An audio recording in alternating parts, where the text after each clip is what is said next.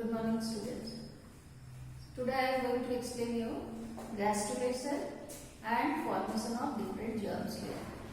What is the role of different layers in formation of different organs in the human baby or in human beings? Now you know that zygote, from the zygote, the next stage of development of the embryo, that is called morula.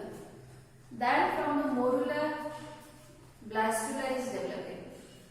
Then from the blastula, gastrula is developing. Okay? So gastrulation involves the rearrangement and migration of cell from the epiblast. In last video also we were discussing about the outermost layer of the gastrula, that is called trophoblast, and inside you can find out at one end a group of cells is there which is called inner cell mass. Embryo is actually developing from inner cell mass. Then gradually the inner cell mass, which is irregular just like knob, it is separating into two distinct layers. The upper layer is called epiblast and the lower layer is called hypoblast. Epiblast cells, they are just like columnar cell, whereas the hypoblast cell, these are all the cuboidal cells. Okay? So you can find out there are two distinct layers. The upper one is called epiblast and the lower is called hypoblast. Then you can find out in the epiblast a groove is produced. Here you see the groove. So that process, that is called invagination. So after the formation of the invagination, you can find out one knob is developing here. That knob is called primitive knob. And this invagination of the groove which is produced here, that is called primitive strip. So after the formation of the primitive strip, only you can find out, because the primitive strip, what is the role, what is the function? It can decide which side will be head of the embryo, which side will be tail. And also it determines the right and the left side, because you know that the human being, we are bilaterally symmetrical. All the organs which are present in the left side of the body, the same organ you can find out, so that is also present in the right side. So this kind of symmetry is called bilateral symmetry. Primitive strip, it is not only responsible for the formation of the end, which can be the head, which can be the tail, but also it is responsible to decide which will be the left side of the embryo, which will be the right side. Okay? Then you can find out there is development of three germ layers, because there are three layers: ectoderm, mesoderm and the endoderm.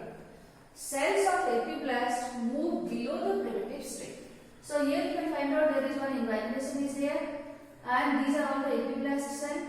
Some of the cells of the epiblast, now they will move downwards, and these cells they will make the endoderm. So endoderm, so that is the first germ layer which is produced in the human embryo.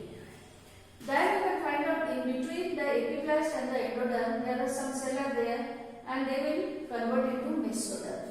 Mesoderm is the second germ layer, and the upper cell of the epiblast, that will produce ectoderm. So ultimately you can find out from the inner cell mass, three layers, three germ layers they are produced: ectoderm, mesoderm and endoderm. Now we will discuss what are the derivatives or what are the organs which are developing from these three germs layers. First layer, so that is ectoderm, second is the mesoderm, third is the endoderm. So different organs of fetus or the embryo, that is developing from different germs layers. Even you can find out in the same organ system, few organs they are developing from ectoderm and a few they are developing from mesoderm. So now we will discuss what are the organs and how they are developing from these three phases. Derivatives of ectoderm. From ectoderm, there is development of epidermis of skin, hair and nail. Glands of skin, because you know that in skin there is the sweat gland is there, sebaceous gland is there. So glands of skin is also developing from ectoderm.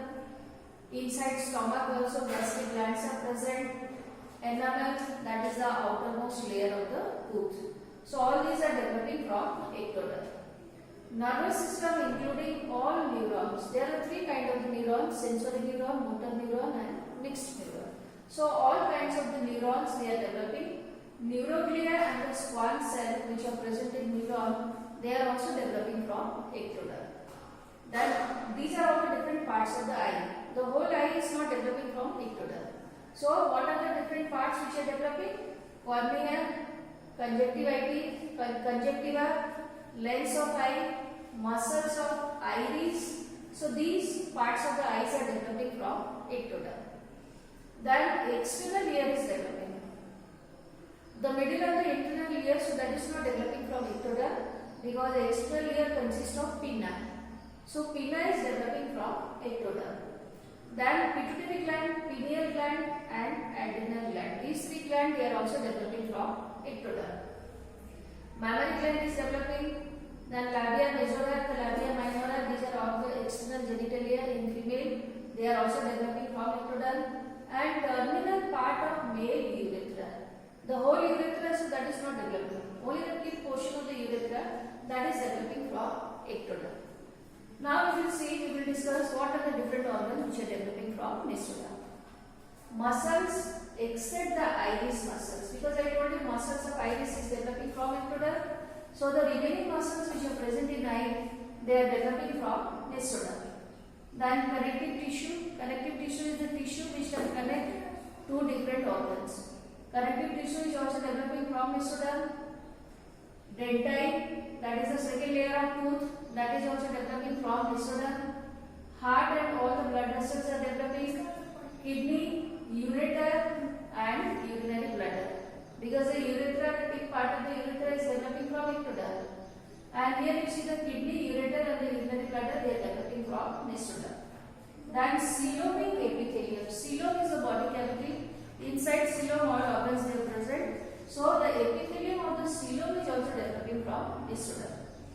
Reproductive system except the prostate gland, because the prostate gland, so that is the accessory gland which is present in male. So except the prostate gland, the rest of the part of the reproductive system that is developing from mesoderm. Now what are the organs which are developing from endoderm? So mainly from the endoderm epithelium is developing. Either you take it normal epithelium or you take it as specialized epithelium. Epithelium of all the internal parts, internal organs, they are actually developing from endoderm. So epithelium of mouth, tongue, pharynx, intestine, all these are developing from endoderm. Then epithelium of all the organs of the body, so that is also developing from endoderm. Then epithelium of glands, the glands are thyroid gland, parathyroid gland and thymus gland. So all these organs, all these epithelium, they are developing from endoderm.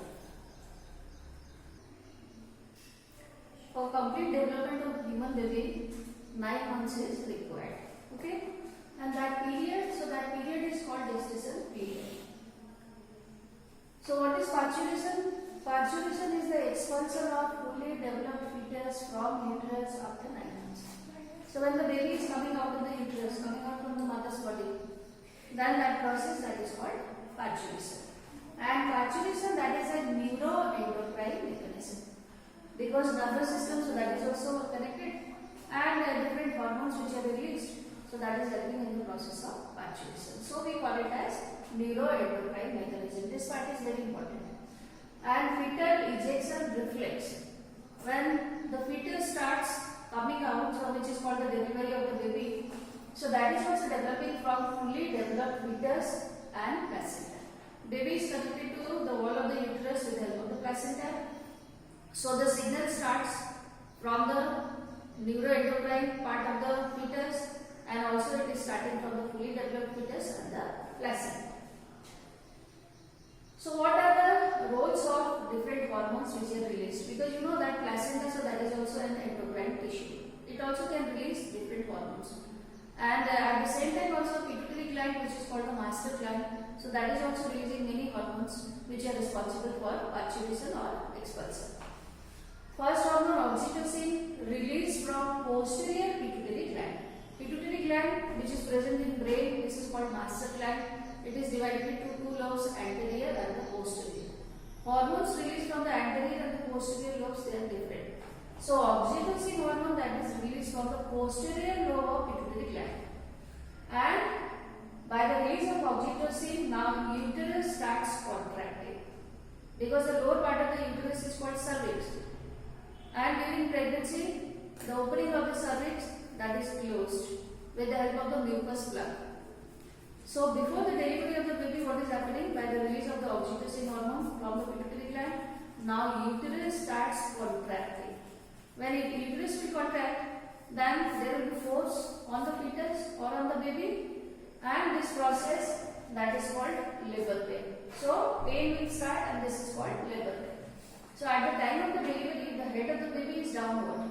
First the head will come out, then the body, remaining part of the body will come out. So automatically you can find out the position will be like that, so that the head will be towards the cervix and the leg part upside. Then the second hormone which is produced, that is the relaxin. So that the relaxin, it can relax this part of the abdomen, because the uterus that is present in lower part of the abdomen. So when the abdominal, this part where the uterus is present internally, so that part is relaxed by the release of the hormone relaxin, and the ligaments there also becoming relaxed, then you can find out the opening of the neck or the cervix will be dilated. Because initially the cervix that is narrow, it is a narrow passage. But at the time of the delivery of the baby, now because of the release of the relaxin hormone, cervix will dilate. Now you can see the diameter will be more. When the diameter will be more, and the uterus gradually it is contracting more and the more vigorous contraction of the uterus by the release of the oxytocin, and now the cervix is also dilated, so automatically you can find out the baby will be expelled from the uterus. And this process that is called parturition. So we can divide the parturition process in 3 stages. One is the dilatation. Dilatation means the neck or the cervix will dilate. Diameter will be more. Then the second is the expulsion of the baby. Baby is coming out of uterus outside. Then after the delivery of the baby, the placenta which is there, so that is also coming out. Okay? And nowadays you know that as there is blood bank is there, sperm bank is there, there is also placenta bank. Why? Because in placenta you can find out stem cells are there. And stem cells, they can produce any kind of the new cell or the organ. So there is research on the stem cell which is present in placenta. So nowadays also you can find out after the delivery of the baby, placenta is also stored, so that later on it can be used to cure any kind of chromosomal aberration or the chromosomal disorders. Okay, so that is called placental stage. Now the baby is having the umbilical cord.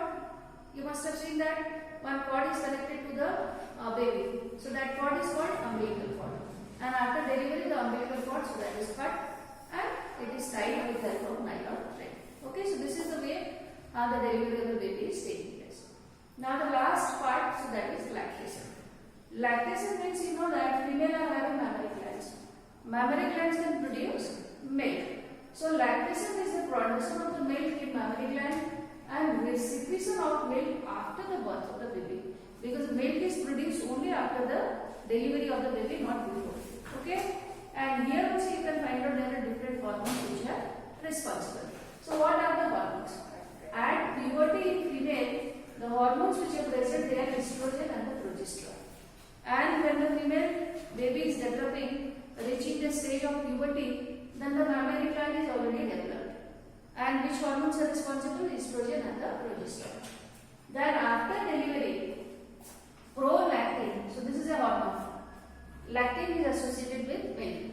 Prolactin from anterior lobe of pituitary gland stimulate milk formation. So milk formation is taking place only after the delivery of the baby. And the ejection of milk, when the milk is coming out, the milk will not coming out unless until baby sucks the nipple. So the ejection of the milk is also taking place under the influence of the hormone which is called oxytocin. And the first milk which is coming out for 2 to 3 days, so that is light yellow in color, thick and full of antibodies. This is important, you get question. So that milk is called colostrum. And this colostrum is having antibody IgA. And this antibody is giving passive immunity to the baby, because the baby is not having its strong immune system. So how the baby is getting immunity? So because passively from mother's milk, these antibodies, they are transferred to baby, and the type of the antibody, so that is Ig, because there are different types of antibodies are there. So here the antibody which is responsible, that is IgA, it is transferred passively to baby with the help of the milk, so that the resistance is provided to baby. So these are all about this chapter. Go through the chapter. If there is any kind of problem, then you can intimate me, so that I can take one doubt clearly class and I can make the video also. Thank you.